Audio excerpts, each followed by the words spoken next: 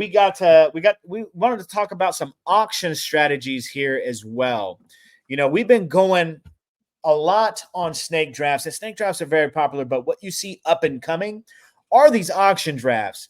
And Jay and myself, no strangers to auction. I personally actually prefer auction drafts to snake drafts. Easily. Yeah. And I think once you guys get the hang of it, you'll see that it gives you the opportunity to have whatever player you want, draft, whatever team that you want, just depending on what your budget is and how you're looking to debate. But that's what we're here to help you out with. So I want to go over some tips here. Jay, drop some knowledge on kind of like your auction strategy, and then we could go from mine and kind of go from there. Yeah. So when I look at auction drafts, it's easy to go into an auction draft and be like, man, what do I do? That's kind of like the first question I think a lot of people ask are just like, how do I approach this thing? And one of the things that I would say you need to do in auction drafts is be very adaptable. Don't go into auction drafts with some set of players that you have to come out with, because that's easily identifiable while you're in the draft process. Obviously, with auction drafts, you have to bid on players. And sometimes you're going into drafts where people know you, they know your strategies, or they might be in on the same player. So I think it's easy to get enamored with players in the auction draft. Be adaptable and find value in auction draft. That would be probably my biggest tip, because I think it's easy to be like, man, my team should look a certain way. But if you feel the draft is going away where everybody's finding value, that means you need to spend a little bit more. If you're finding that everybody is spending early, that means you need to pull back and find a little bit more value. So don't have single players that you want, have clusters of players, have value ranges that you want to attack, and then be able to adjust from there, because you can get caught in a bid war and it gets ugly, my man. Okay. All right. So yeah, just to kind of add on to that, because I just got done doing doing an auction draft for one of my big money leagues. And, it's funny because you can see how people change their draft strategies, because we got a pretty consistent core in that league. So the way I look at these auction drafts, you can do two ways, right? And to kind of come out successful. And depending on how active your league is in the trade market, versus if they're not, you may want to position them one way or another, right? So you can go heavy early, or you can kind of chill back for the first 20, 30 minutes and have a lot to spend and fill your team up with a lot of, in snake draft terms, second, third, fourth round players, right? You can have players above, like you can have a plethora of them. One way is good because you can have 3-4 players carry a team, whereas the other way you can just be you can have all the depth in the world with strong players. So the way I like to do it personally, I like to grab two, possibly 3 top 15 players. And they're not just any top 15 players. I'm writing down a list of players that I must have. And those are the players that you're going to go hard for. And that's personally what I do. And also accompanying that with kind of, how do I say it? I'm there with you. I'm there with you. I know you have 3. I'm at 2 though.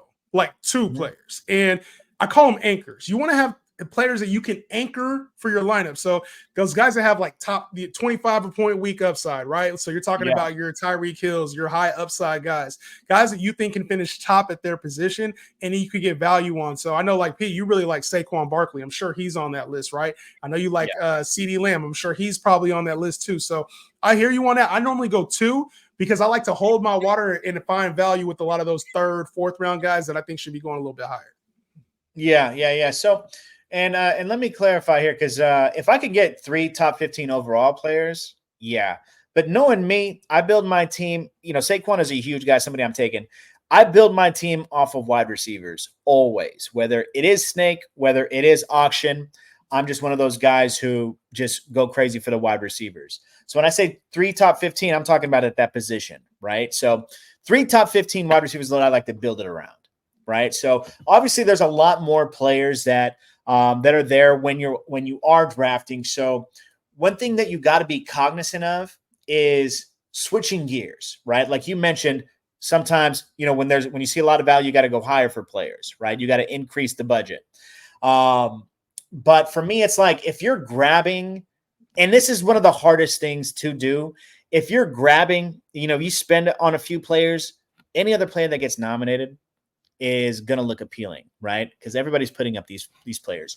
You got to know when to pull back, and you have to know when to kind of put on the brake and just trust that, not every good player is going to go. And by the time other teams kind of waste their money or, use their money on talent, that you'll have a good enough budget for the next tier of players, right? You see, you see Justin Jefferson go. If you grab him, great. And then you see, oh dang, what if I could bid? What if I could stack Justin Jefferson with an AJ Brown? Okay, great. Let me do that. And then if you're like, dang, what if I could do that with a Puka too?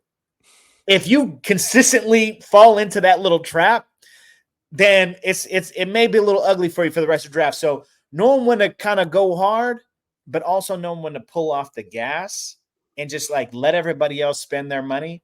You want to scroll down and identify, okay, in this next tier of players, this is somebody I gotta have, right? And then that way that gives you ammo to bid up. If you go to wide receivers early, start nominating any opportunity you get. Nominate wide receivers so everybody else can spend their money on those other wide receivers.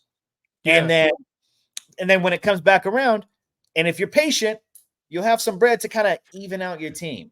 It's tough. It really is a balance because in the early rounds too, you're going to notice that some players there's a huge discount. And according to that little number that's right next to their names, there's a discount on that player right now. And the temptation of like, man, I just paid $50 for this player. I can't let him go for less.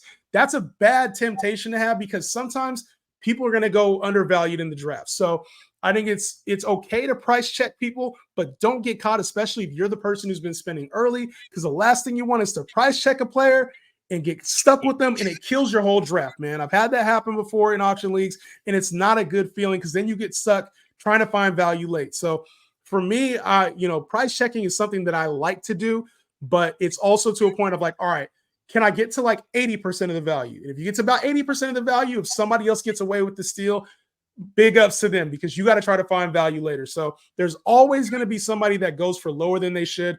There's always going to be somebody that goes for way more than they should. Let the draft process play out. You can't price check everybody, and you can't get a value on every player as well. The toughest thing, just to piggyback off that, the toughest thing is to try to up the ante on somebody and then you get caught. That's one of the toughest things. But I will say, players are going to go higher than what they're supposed to be. And if you are one of those players, that kind of bids, you see like Tyreek's budget, his projected budget is like 60. And let's say you do drop 75 on him. Still, you shouldn't panic. Don't panic. Yeah, just never. Just lay off a little bit and then try to find your values at that point. That shouldn't deter you from your overall strategy. It's just, like I said, you just got to know when to kind of step on the gas and know when to let off the gas. And a big portion of that is knowing your opponent's budgets. Like when you go through and you spend, especially early, you're going to be like, man, I only got $60 left in my budget. I got $40 left in my budget. There's going to come a time in your draft when only 3 or 4 teams are going to have $40 and everybody else is going to have $1, $5. And you're going to be the big man on campus now. Like now you are going to be the one who can control the rest of the draft. So be aware of how much has been spent, who is spending, and also know that once you know your opponent's budget, you can start to now cherry pick the players that you want at the cost that you want. And a lot of times late in drafts is where you're going to find players that should have gone for $15, they go for 1. Players that should have gone for $25, they go for 10. And you start finding a lot of that value late. So in addition to that, don't have no budget left over. Go hard, man. You can't take it with you. You can't. Everybody wants to take that damn auction money with you. You can't. Once the draft is over, it goes to 0. Max out your budget, man. You can't take it with you, man. So a few tips that I would say, we kind of gave you a little bit of strategies.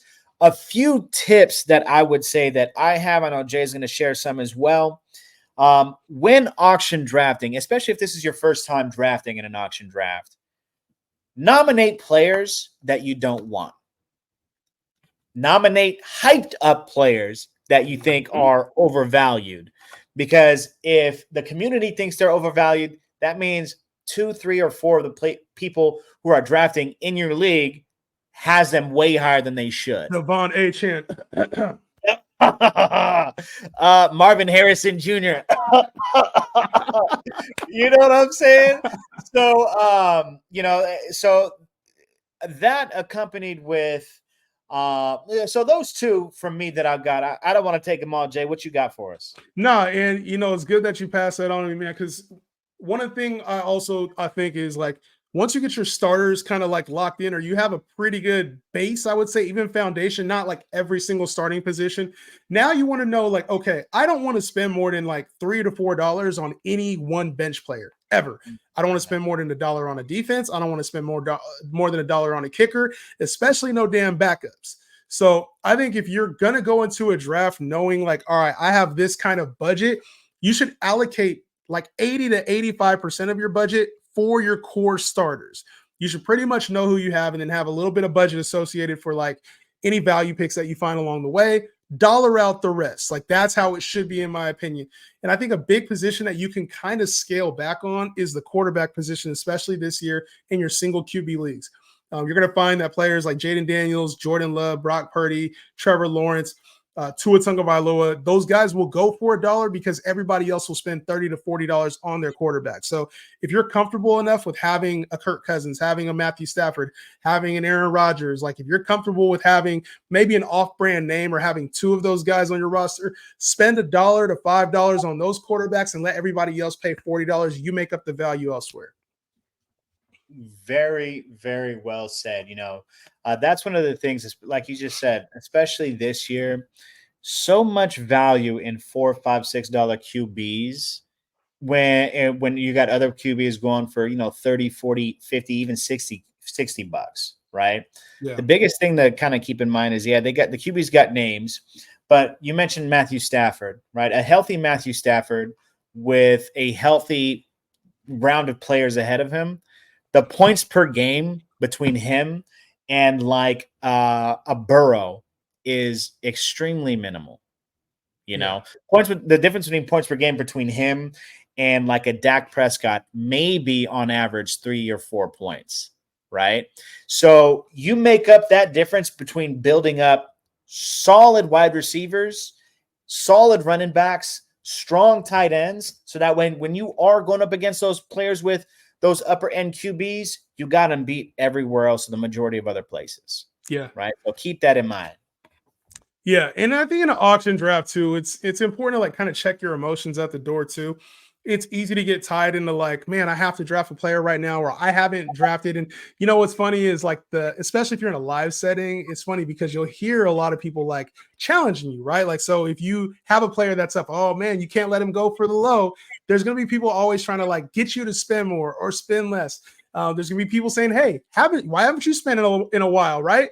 Or maybe you've gone on a nice little run and, all you're doing is spending money right now. You're not going to have anything left. So be aware that people are going to try to like throw you off your game. And it's a chess match, a game within a game, especially like I said, in a live auction setting, which I recommend for anybody who hasn't done it. Try a live auction out with somebody right there in front of your face. It's a one-of-a-kind experience. Yeah, and you can still play those mind games as well online. A lot of these players I draft with are across the country, but we get together on these apps and we draft. Some mind games that you can play is, when you're competing with people, not only talking trash in the chat, but you want to wait until it ticks down to 1 second and then just bid that other dollar up. They're going to be like, they're going to bid again. 1 second, bid it up.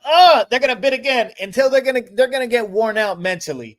And that's ways that you can not only drive the price up on players that you want, but also come away with players just because they're pissed off. Another thing in knowing your league and knowing the players that you like, obviously the name of the game when you're nominating is nominating not only players that are hyped up, but if you know that, a lot of my people are in Northern California. A lot of these guys are Niner fans. Throw every Niner up and let them bid. We had in our draft, drafting with a lot of Niner fans. I'm a diehard Niner fan too, but I'm not stupid. One of the first players that they put up was the Niners defense. Don't hate. One of the first players that they put up with the Niner defense $17 the Niners defense went for of just people competing. And I'm like, bro, love the Niners defense. $17 on any defense, way too much. That's money that you could spread across your entire team. So that's what I got here for you.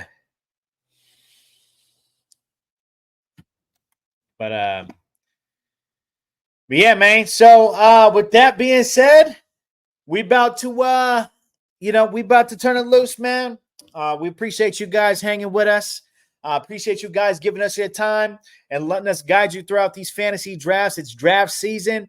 Tap in. Let us know in the comments what you like. Let us know in the comments what you need, what you want us to talk about. And we got you back. We got your back here, man. Your boy Justin, your boy P. Till next time.